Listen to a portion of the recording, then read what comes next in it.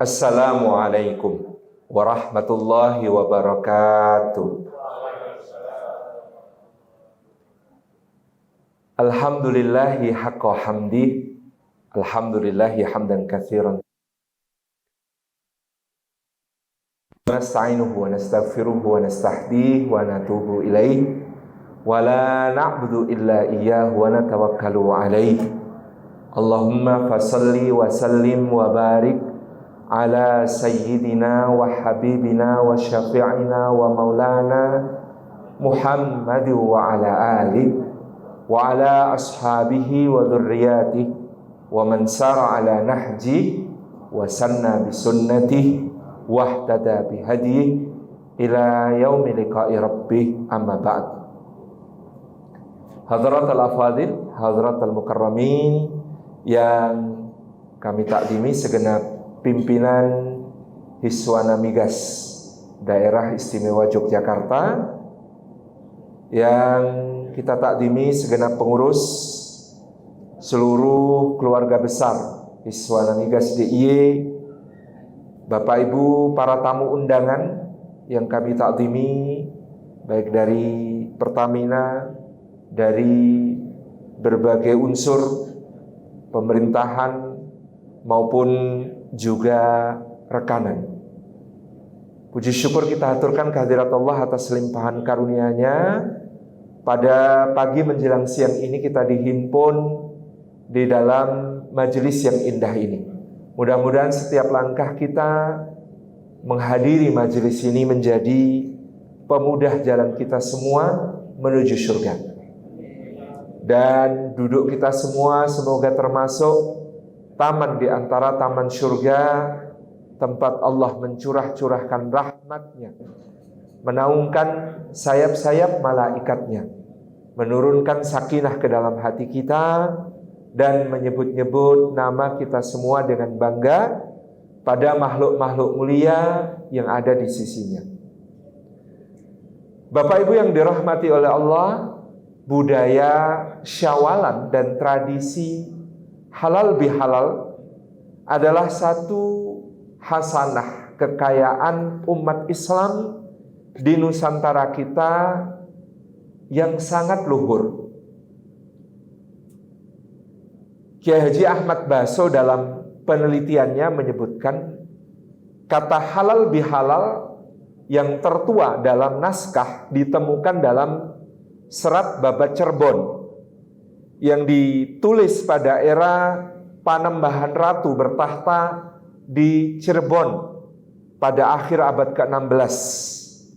Dan Panembahan Ratu ini adalah cicit dari Sunan Gunung Jati, di mana diceritakan di situ halal bihalal ini sudah menjadi tradisi dalam era para wali songo menyebarkan Islam di Nusantara. Dan kita ketahui di antara para wali songo, Sunan Gunung Jati adalah salah satu yang sanad ilmunya paling dihormati, karena beliau adalah putra dari Rara Santang, putri Raja Pajajaran pada saat itu, yang pada saat naik haji bersama kakandanya, Pangeran Walang Sungsang atau Pangeran Cakrabuana, kemudian di Tanah Suci menikah dengan Syarif Abdullah Al-Masri yang berasal dari negeri Mesir. Lalu diboyonglah putri Rara Santang yang kemudian bergelar Syarifah Mudaim ini ke negeri Mesir. Sang putra oleh kakaknya telah dipesan, nanti kalau lahir anak kalian laki-laki, wakafkanlah satu untuk tanah Jawa. Maksudnya nanti ketika dia dewasa, kirimlah ke Jawa untuk membantu dakwah. Maka Syarif Hidayatullah ini, putra Syarifah Mudaim dan Syarif Abdullah Al-Masri, menghabiskan waktu 20 tahun di Mesir dan 10 tahun di Haramain sebelum berlayar dan kemudian mendarat di Cirebon menemui uaknya Pangeran Cakrabuana. Dan dalam sanad keilmuan, Syarif Hidayatullah adalah murid langsung dari Syekhul Islam Zakaria Al-Ansari, dan Syekhul Islam Zakaria Al-Ansari adalah murid langsung dari Imam Ibnu Hajar Al-Asqalani. Dan kita mengenal Imam Ibnu Hajar Al-Asqalani, mufti dunia Islam pada zaman itu di Kesultanan Mamluk di Mesir, adalah yang menulis Fathul Bari, Syarah Sahih Bukhari, yang menulis Bulughul Maram min Adillatil Ahkam, yang menjadi kitab pegangan hukum di berbagai wilayah yang mengikuti pemahaman mazhab Syafi'i. Maka begitu sampai ke Jawa dengan tawadhu, beliau belum berkenan mengajar ketika Sayyid Ahmad Rahmatullah alias Sunan Ampel sebagai sesepuh masih hidup. Maka ketika Sunan Ampel wafat, wali pertama yang dengan semangat menuntut ilmu kepada Syarif Hidayatullah ini, kepada Sunan Gunung Jati ini, adalah Raden Syahid Sunan Kalijaga, sehingga tempat tinggal Sunan Kalijaga selama berguru kepada Sunan Gunung Jati Syarif Hidayatullah di Cirebon sampai hari ini masih disebut Desa Kalijaga. Nah, ternyata tradisi halal bihalal ini sudah ada pada masa hidup para wali tersebut, di mana setiap bulan Syawal mereka berhimpun untuk saling memaafkan dan satu sama lain kemudian menghalalkan hal-hal yang mungkin terambil sebagai hakul adami di antara mereka, hak sesama di antara mereka. Barangkali kemudian kita ditanya, kalau begitu apakah tradisi halal bihalal dan syawalan itu adalah bagian dari amalan Islam? Tentu dalil umumnya sangat kokoh, dalil umumnya sangat kuat untuk diikuti. Apa dalil umumnya? Bahwasanya bulan Ramadan, Bapak Ibu yang dirahmati Allah, adalah penghapus dosa-dosa kita kepada Allah Subhanahu wa ta'ala. Bahkan sejak bulannya, seperti di dalam hadis riwayat Imam Muslim, as-salawatul khamsu wal jumu'ah ilal jumu'ah wa ramadhana ila ramadhan mukaffaratun lima bainahunna majtunibatil kabair. Salat yang 5, Jumat ke Jumat, Ramadan ke Ramadan, adalah penghapus semua dosa di antaranya selama dijauhi dosa-dosa besar. Pemahamannya seperti yang dikemukakan Nabi Sallallahu Alaihi Wasallam dalam hadis yang lain tentang sholatnya misalnya. Bagaimanakah kiranya salah seorang di antara kalian jika dia mempunyai sebuah rumah di tepi sungai, lalu dia turun ke sungai itu untuk mandi sehari 5 kali. Menurut kalian apakah masih tersisa kotoran di badannya? Para sahabat menjawab, tidak ya Rasulullah. Maka demikianlah orang yang sholat 5 kali sehari, dia seperti dibersihkan dari dosa-dosanya, sebagaimana orang yang turun ke sungai 5 kali untuk mandi selama sehari itu. Demikian pula Jumu'ah, demikian pula Ramadan. Kehadirannya, asalkan kita memenuhi syarat minimal ibadah di dalamnya, maka otomatis dosa-dosa itu terhapus. Kecuali yang dosa besar, di mana dosa besar membutuhkan taubatan nasuha, istighfar secara khusus. Demikian pula di bulan Ramadan, siangnya juga ampunan, malamnya juga ampunan. Siangnya Rasulullah katakan, man shoma ramadhana imanan wa ihtisaban ghufira lahu ma taqaddama min dambih.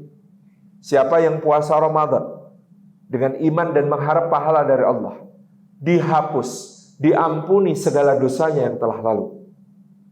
Demikian pula malamnya, man qama ramadhana imanan wa ihtisaban ghufira lahu ma taqaddama min dambih. Siapa yang qiyamul lail Ramadan, menghidupkan malamnya, yang kalau keterangannya Imam Ibnu Rajab Al-Hambali menghidupkan malam Ramadan itu minimalnya sholat isya berjamaah, sholat subuh berjamaah. Karena sholat isya itu senilai, kalau berjamaah, senilai sholat malam separuh malam penuh. Dan sholat subuh itu senilai sholat malam semalam penuh kalau berjamaah. Maka kalau sudah sholat isya dan subuhnya berjamaah, itu sudah menghidupkan malam senilai 1,5 malam. Sehingga syarat dapat Lailatul Qadar itu juga sama. Minimal isya dan subuh berjamaah. Ini menghidupkan malam Ramadan pun berhadiah ghufira lahu ma taqaddama min dzambi. Diampuni semua dosanya yang telah lalu. Nah, kalau Ramadan menjadi tempat di mana dosa kita semua kepada Allah Subhanahu wa taala itu diampuni, bagaimana dengan dosa kita kepada sesama? Padahal Nabi SAW bersabda dalam hadis riwayat Ashabus Sunan yang sahih. Beliau bersabda kepada para sahabat, "Ara'aitumul muflis?" Tahukah kalian siapa orang yang bangkrut?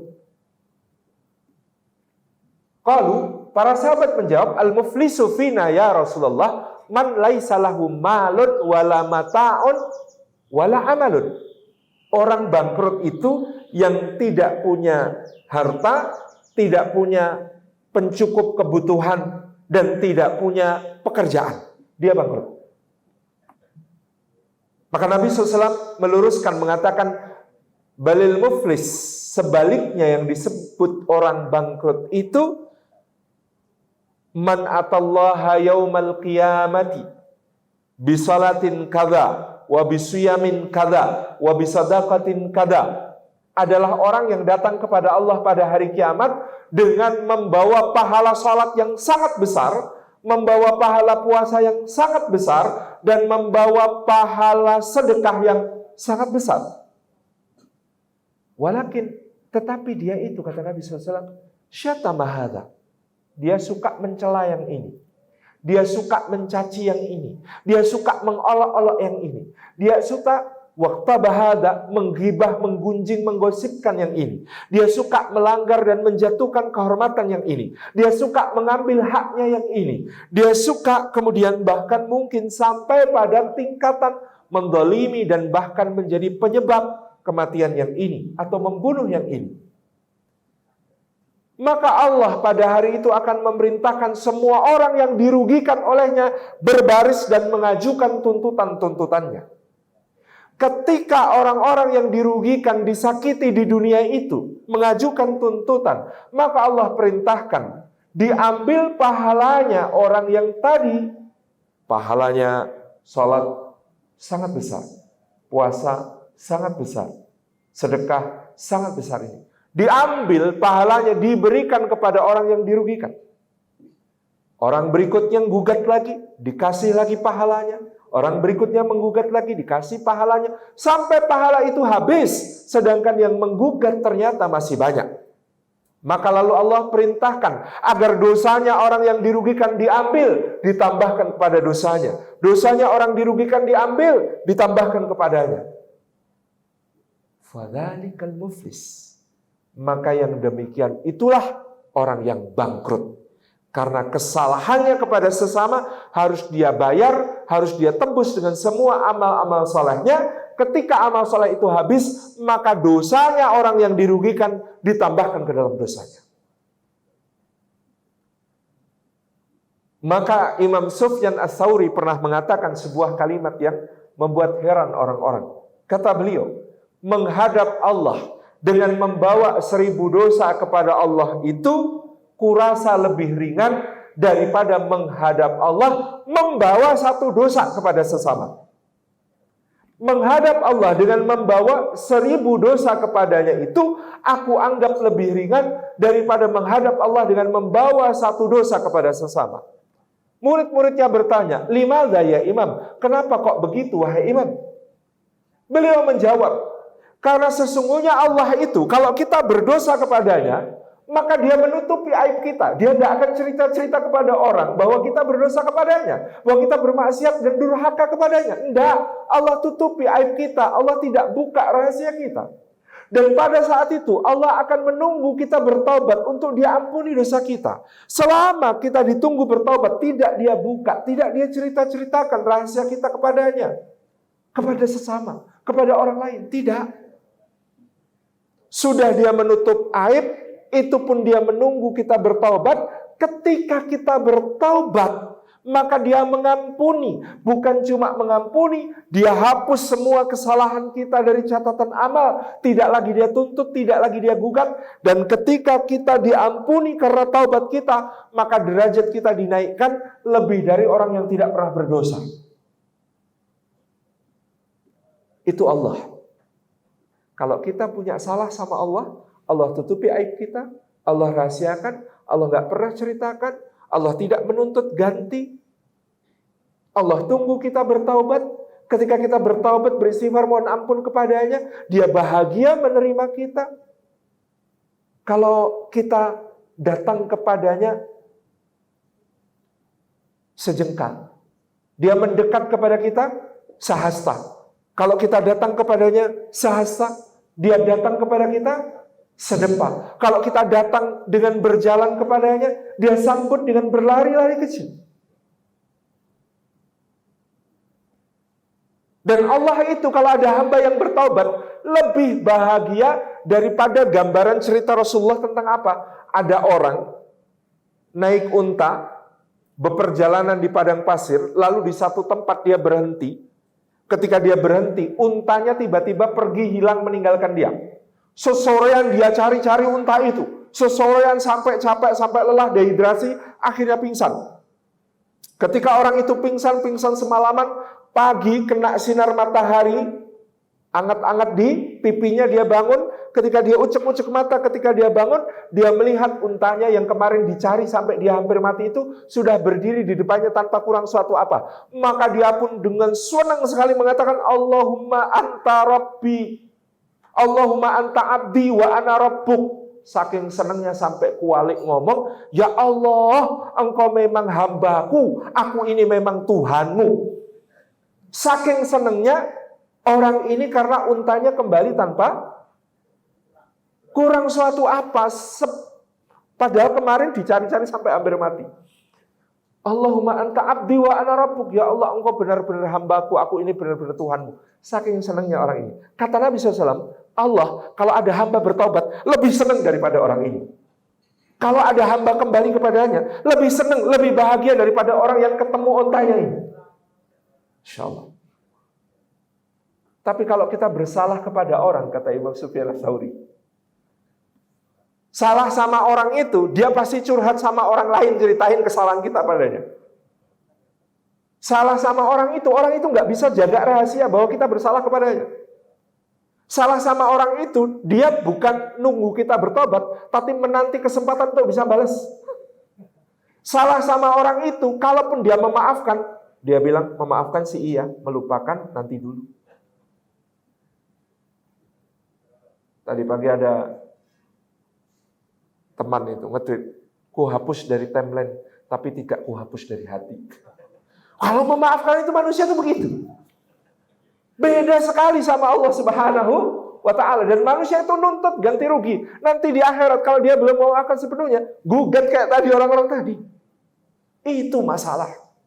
Jadi maka benar yang dikatakan Imam Sufyan Ats-Tsauri, menghadap Allah membawa 1000 dosa kepada Allah itu kok rasa-rasanya lebih ringan daripada menghadap Allah dengan membawa 1 dosa kepada sesama. Repot. Itulah kenapa MH Ainun Najib pernah menulis dengan tajuk Selilit Sang Kiai. Pak Kiainya pulang dari kenduri, ada selilit nempel di sela gigi. Maka ketika dia lewat di tempat jalan kampung itu, tetangganya punya pagar, pagarnya terbuat dari bambu, bambunya sudah agak pecah, sehingga kemudian dia bisa memetik, gitu ya. Bagian dari bambu itu kecil untuk apa? Membersihkan selilit yang ada di sela giginya, dibersihkan. Selilit, ngambil bambu kecil dari pagar tetangga. Itulah nanti akan menjadi penghalang kiai itu untuk masuk surga. Karena pemilik pagar yang tidak ridho, pagarnya dicuil untuk ngude-ude selilit. Tabarakallah. Jadi ini kenapa dosa kepada sesama itu merepotkan. Sekecil apapun bisa merepotkan. Sehingga inilah logika para ulama pendahulu kita di Nusantara, para wali songo. Ramadan menghapus dosa kepada Allah, maka akan tetap jadi masalah kalau dosa kepada sesama belum selesai. Sehingga kita kemudian mengambil kesempatan waktu Idul Fitri untuk apa? Untuk saling memaafkan. Satu sama lain. Untuk saling merelakan apa-apa yang sudah terjadi di antara kita. Mungkin selama setahun ini. Kenapa kok para ulama berpikir begitu? Oh, sebenarnya ya, yang namanya orang salah itu segeralah minta maaf. Betul kan? Bersegera minta maaf pada saat itu juga, nggak nunggu Idul Fitri. Karena kata Kasino Warkop DKI, yang lucu itu orang Jakarta. Bikin dosanya di Jakarta, minta maafnya di kampung. Pas mudik gitu. Tapi kita kan kadang-kadang tidak ngeh. Atau kadang-kadang tidak merasa bahwa itu kesalahan. Tidak merasa berdosa. Pasti ada yang kelewat, sengaja maupun tidak. Pasti ada yang kemudian, nah, model ala Indonesia, ala Nusantara kita, rapelan. Kalau ada yang kelewatan, selesaikan di saat bulan Syawal. Supaya bersihnya total. Tidak hanya dosa kepada Allah, tapi juga dosa kepada sesama itu. Yang menarik lagi Bapak Ibu yang dirahmati Allah. Kalau kita telusur Quran dari awal sampai akhir, memang ada perintah mohon ampun kepada Allah. Tapi adakah perintah minta maaf kepada orang lain? Tidak ada. Yang ada adalah perintah memaafkan, motivasi untuk memberi maaf, janji pahala tak terhingga untuk yang memberi maaf, pujian untuk orang yang mau memaafkan. Yang ada itu. Unik Quran ini. Jadi tidak ada perintah minta maaf. Yang ada perintah memberi maaf, janji pahala tak terhingga untuk yang memberi maaf, motivasi untuk memberi maaf, dan pujian untuk orang yang memberi maaf. Perintah memaafkan. Khudil afwa wa'mur bil urfi wa'arid anil jahilin. Maafkanlah, perintahkan yang ma'ruf, berpalinglah dari orang yang jahil. Perintah. Janji pahala tak terhingga. Faman afa wa aslaha fa ajruhu 'ala Allah. Maka siapa memaafkan dan berbuat kebaikan dan mendamaikan, maka pahalanya tak terhingga di sisi Allah. Motivasi untuk memaafkan. Wal ya'fu wal yasfahu ala tuhibbuna ayaghfirallahu lakum. Maka hendaklah mereka memaafkan dan hendaklah mereka berlapang dada. Apakah kalian tidak suka jika Allah mengampuni dosa-dosa kalian karena kalian suka memaafkan sesama? Pujian untuk yang memberi maaf. Wal kadhiminal ghaidha wal 'afina 'anil nas. Orang yang bisa menahan amarah dan orang yang bisa memaafkan sesama manusia, maka dia bertakwa dan dia orang yang muhsin, orang yang baik. Semuanya motivasi memaafkan, janji pahala tak terhingga untuk yang memaafkan, perintah memaafkan, pujian untuk yang memberi maaf. Pertanyaannya, kenapa tidak ada perintah minta maaf? Satu, perintah minta maaf tidak diperlukan karena harusnya tanpa diperintah pun otomatis segera minta maaf. Yang kedua, karena agama kita ini adalah petunjuk untuk mengatur hidup kita supaya kita ini fokus pada tujuan kehidupan. Apa tujuan kehidupan kita? Wa ma khalaqtul jinna wal insa illa liya'budun. Kata Allah, tidaklah aku ciptakan jin dan manusia kecuali untuk beribadah kepadaku. Misi hidup kita adalah untuk beribadah kepada Allah di alam dunia yang sebentar ini, supaya nanti di alam akhirat mendapatkan keselamatan dan kemuliaan di sisinya. Itu misi kita. Sehingga seorang mukmin mengatakan, "Qul inna salati wa nusuki wa mahyaya wa mamati lillahi rabbil alamin." Katakan, sesungguhnya salatku, ibadahku, hidupku, matiku untuk Allah, Rabb semesta alam. Seorang mukmin itu ibadahnya bukan cuma salat, bukan puasa, bukan zikir, bukan cuma sedekah. Dia bekerja, dia beribadah, dia makan, dia beribadah, dia mandi, dia beribadah, ya, dia minum, dia beribadah, dia buang air, dia beribadah, dia berjalan, beribadah, duduk, beribadah, berbaring, beribadah. Semua hidupnya ini ibadah. Seluruh hidup dan matinya ini ibadah.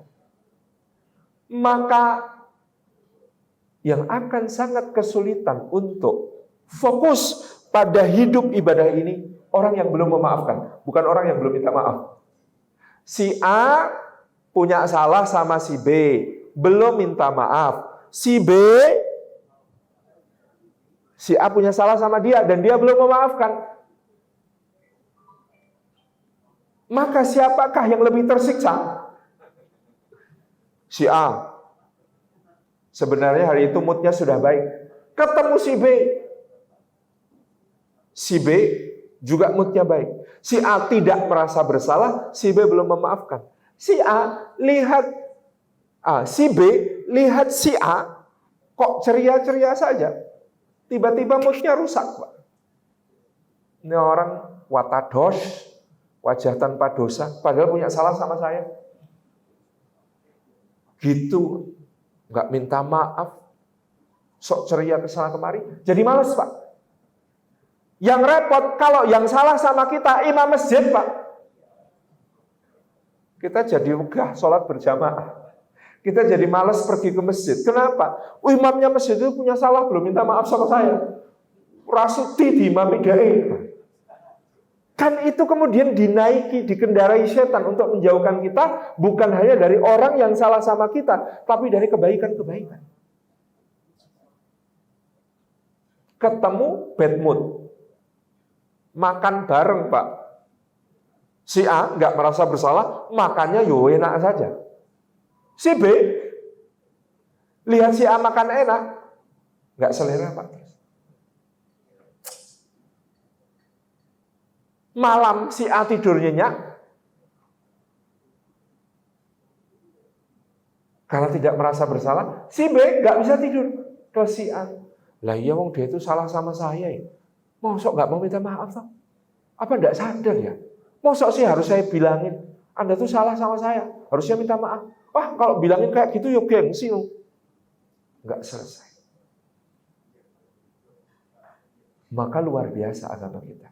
Memberikan kepada kita ajaran untuk memaafkan. Diperintahkan, diberi motivasi. Ala tuhibbuna ayaghfirallahu lakum? Kamu nggak suka Allah mengampuni kamu karena kamu suka memaafkan sesama? Bukankah harapanmu untuk diampuni Allah lebih besar daripada harapan orang untuk dimaafkan oleh? Faman afa wa aslaha fajruhu 'ala Allah. Sedangkan memaafkan dan mendamaikan itu pahalanya tak terhingga di sisi Allah. Hanya ada 3, Pak, amal yang pahalanya tak terhingga.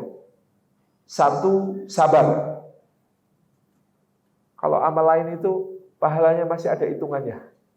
Sedekah 10 kali lipat, 700 kali lipat. Sholat berjamaah 27 derajat. Semuanya ada hitungannya. Tapi kalau 3 amal ini unlimited. 1, sabar. Wa innama yuwaffas sabiruna ajrahum bighairi hisab. Orang sabar itu pahalanya disempurnakan Allah tanpa batas. Kedua, puasa. Fasawli wa ana ajzi bihi. Puasa itu khusus untukku, kata Allah, aku sendiri yang akan memberikan pahalanya tanpa batas. Yang ketiga, memaafkan ini tadi. Faman afa wa aslaha fa ajruhu 'ala Allah. Orang memaafkan, mendamaikan, pahalanya tak terhingga di sisi Allah. Maka karena ada motivasi semacam ini tadi dan keadaan seperti yang tadi kita sampaikan, kadang-kadang kita memaafkan orang bukan karena dia layak untuk diberi maaf, tetapi karena kita tidak layak memikirkan orang yang tidak pernah memikirkan kita itu. Karena belum memaafkan itu, ingat segala sesuatu tentang yang belum kita maafkan. Karena dia suka baju merah, lihat baju merah, ingat, iya dia itu belum minta maaf. Padahal orang lain yang pakai baju merah. Ingat ini, sholat pun ingat, subhanallah. Fokus kita rusak. Padahal tadi tujuan kita hidup adalah untuk beribadah kepada Allah dengan fokus. Dengan menghadapkan wajah kita lurus kepada Allah. Meniti siratil mustaqim, jalan yang lurus dalam kehidupan. Ada cicitnya Nabi SAW. Namanya Ali Zainal Abidin bin Husain bin Ali bin Abi Thalib. Ali Zainal Abidin bin Husain ini menjadi saksi bagaimana ayahandanya dibunuh di Karbala beserta keluarga besarnya yang dibantai. Dia tumbuh menjadi seorang yang mulia, dia tumbuh menjadi seorang yang dermawan. Rumahnya di Madinah menjadi tempat ditampungnya para fakir miskin, anak yatim, orang-orang kesusahan. Dan diceritakan oleh Imam Ibnu Katsir dalam Al-Bidayah wa Nihayah dengan mengutip beberapa riwayat, semua orang yang terlibat dalam pembunuhan cucu kesayangan Nabi SAW, Sayyidina Husain dan keluarganya ini, di usia tuanya kena bala. Ada yang dari pejabat tiba-tiba jadi buronan. Ada yang dari orang kaya jatuh miskin. Ada orang yang dulu kecukupan dililit hutang. Ada orang yang dulu keluarganya besar berantakan dan lain sebagainya. Yang luar biasa, mereka kemudian pergi ke Madinah dan oleh Ali Zainal Abidin bin Husain bin Ali bin Abi Thalib ditampung, disantuni, ditolong, dibantu semua kesulitan mereka. Orang-orang bertanya kepada beliau, apakah engkau, wahai Ali, tidak punya dendam? Sehingga orang-orang yang terlibat dalam pembunuhan ayahmu justru engkau tolong dan bantu. Kata Ali Zainal Abidin bin Husain bin Ali bin Abi Thalib, dendam itu seperti menenggak racun ke dalam mulut kita sendiri, tapi kita berharap orang lain yang mati karenanya. Apakah itu pekerjaan orang berakal? Kita dendam itu menyakiti diri kita sendiri, tapi kita berharap orang lain yang sakit karenanya. Tidak masuk akal, kata beliau. Maka lapang dadanya seorang mukmin kepada sesama dalam kehidupannya di dunia adalah salah satu kunci surga yang paling landai dan indah. Itulah yang disaksikan Sayyidina Abdullah bin Amr bin Al-As tentang seorang sahabat yang ketika Rasulullah sudah mau takbiratul ihram, tiba-tiba Rasulullah berbalik kepada jamaah mengatakan, akan datang kepada kita seorang dari antara ahli surga. Kata Abdullah bin Amr bin Al-As menceritakan, lalu bergabunglah ke dalam shaf di belakang, ada seorang yang wajahnya masih basah oleh air wudhu, dan air wudhu itu menetes-netes dari janggutnya. Lalu Rasulullah pun bertakbir. Ketika sholat selesai, salam, aku berzikir sejenak, aku cari orang itu sudah tidak ada. Berarti kan orang ini ibadahnya minimalis, Pak. Datang menjelang takbiratul ihram, baru salam, bubar, pergi. Ini kesaksiannya Abdullah bin Amr. Hari kedua sama, Rasulullah mau takbiratul ihram, beliau bilang akan datang kepada kita seorang dari antara ahli surga. Baru datang bergabung lalu Rasulullah takbiratul ihram. Ketika selesai sholat, ditengok sama Abdullah bin Amr bin Al-As, wes orang-orang mana? Sudah gak ada. Hari ketiga penasaran, Abdullah bin Amr bin Al-As kemudian pojok di masjid, nunggu orang itu datang. Nawa itu saya jejeri, saya mau tahu apa rahasianya. Maka ketika Rasulullah mengatakan akan datang kepada kita seorang dari antara penduduk surga, dan orang itu datang, Abdullah bin Amr cepat-cepat menjejeri, orang itu salat. Ketika benar ternyata habis salam langsung bangkit keluar masjid, diikuti sampailah ke rumahnya. Begitu sampai di rumahnya, Abdullah bin Amr bilang, paman izin, boleh enggak saya numpang di tempat paman? Kenapa nak? Saya lagi ada masalah sama bapak, boleh enggak numpang sini? Oh ya silakan. Numpang 3 hari 3 malam. Niatnya apa? Cari ini orang ibadahnya apa? Kok bisa disebut oleh Rasulullah SAW sebagai ahli surga, ahli surga, ahli surga? Pasti punya ibadah rahasia yang keren. Diamati semalaman. Sudah sepertiga malam terakhir, kok gak tangi-tangi, kok gak tahajud, kok gak qiyamul lail, kok gak sahur. Bangunnya itu ketika adzan subuh. Adzan subuh bangun, langsung wudu, berangkat ke masjid. Gak enek tahiyatul masjid, gak enek qobliyah, gak enek apa, langsung sholat. Pulang juga begitu, sarapan mangane ngimul gitu ya. Gak ada puasa-puasanya. Diamati kok ya ora ono sedekah. 3 hari 3 malam dia dapati. Ini orang nggak punya amalan istimewa. Nyerah dia. Abdullah bin Amr kemudian mengatakan, "Paman, mohon maaf, saya sebenarnya nggak punya masalah sama Bapak. Cuman saya itu penasaran. Lah Rasulullah nyebut Paman itu ahli surga, ahli surga, ahli surga sampai 3 kali. Saya pengen tahu amalan Paman apa." Loh nak, lah ya ini saya ini cuma begini, ini tidak pernah punya amalan-amalan khusus. Tidak ada Paman, amalan khusus pakai kha dan pakai shad nggak ada Paman, nggak ada. Seperti kamu lihat sendiri. Tapi saya penasaran Paman, pasti Paman punya sesuatu yang tidak dilakukan orang lain. Coba Paman cerita. Apa ya nak yang saya lakukan tapi tidak dilakukan orang? Mungkin ini ya, tapi saya nggak yakin kata dia. Saya itu setiap mau tidur, saya itu nggak pengen tidur saya terganggu. Maka saya kalau mau tidur, semua orang yang salah sama saya hari ini, saya maafkan. Di hati saya tidak nyimpan dendam, nggak nyimpan dengki, nggak nyimpan baper, nggak nyimpan ghil, sakit hati dan tersinggung. Wes semuanya saya relakan, semuanya saya maafkan. Bahkan saya mohonkan ampun kepada Allah untuk mereka, lalu saya istighfar, lalu saya tidur biar nyenyak. Kata Abdullah bin Amr bin As, itu dia yang tidak banyak orang bisa melakukannya. Memaafkan semua orang sebelum tidur. Padahal alasannya apa? Supaya tidurnya nyenyak. Dan itu kata Nabi SAW menjadi jaminan bagi orang ini untuk min ahlil jannah, termasuk di antara ahli surga. Maka ciri dari ahli surga itu adalah orang yang memiliki salamatus sadr, dada yang lapang kepada sesama. Tidak mudah tersakiti oleh sesama. Kalaupun dia merasa orang itu salah sama dia, dengan mudah dia maafkan. Dengan mudah dia lapangkan dadanya. Dan itu menjadi jalan surga yang sangat pandai. Para ulama kita mendesain kita berhalal bihalal. Paling tidak setahun sekali menjadi orang yang berlapang dada kepada orang. Nyun gunung samudra pangsami nggih. Oh, kita itu syawalan itu kan latihan tahan-tahanan senyum, Pak. Salaman nggih gitu. Luar biasa. Dan ketika kita jujur memaafkan, lapang hati kita, beres. Bukan cuma dunia kita terasa damai, tetapi akhirat kita berjaminan surga. Memaafkan orang lain adalah surga sebelum surga.